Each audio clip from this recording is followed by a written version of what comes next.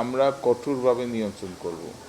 যে এখানে কোনো অভিযোগ পেলে সঙ্গে সঙ্গে ভোক্তা অধিকার আছে, ভোক্তা অধিকার দপ্তর আছে, আমাদের জেলা প্রশাসক আছে, ইউনো আছে, তারপরে এদেরকে আমরা সঙ্গে সঙ্গে জানালে ওরা ব্যবস্থা গ্রহণ করবে।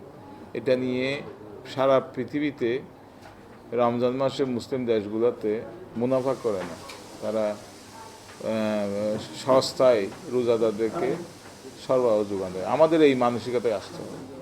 শুধু প্রশাসন জোর করে তাদেরকে জোর করে দাম কমাবে, এই করবে সেই করবে, এটার থেকেও স্বতঃস্ফূর্তভাবে রোজাদারদের কথা চিন্তা করে, ধর্মীয় সোয়াবের কথা চিন্তা করে অবশ্যই ব্যবসায়ীদেরকে নিজেদেরকে সংযত হতে হবে।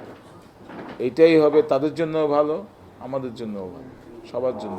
যে কোনো দেশে ইভেন কি তোমার খ্রিস্টানদের বড়দিনেও ওই মাসটায় সেল চলে বিদেশে, ধর্মীয় যে কোনো অনুষ্ঠানে সেল দেয় সব জায়গায়। ইসলামেও আমাদের মুসলিম দেশগুলোতে, সৌদি আরব, সব জায়গায় রোজাদারদের ভালোর জন্য দাম কমিয়ে রাখে, সব জায়গায় ব্যবসায়ীরা কমিয়ে রাখে। বাংলাদেশে তার ব্যতিক্রম। এটা তাদেরকে আমি বলব, ব্যবসায়ীদের অনুরোধ করব যে আপনারা ধর্মীয় দিকে চিন্তা করে আপনারা দাম কম রাখবেন।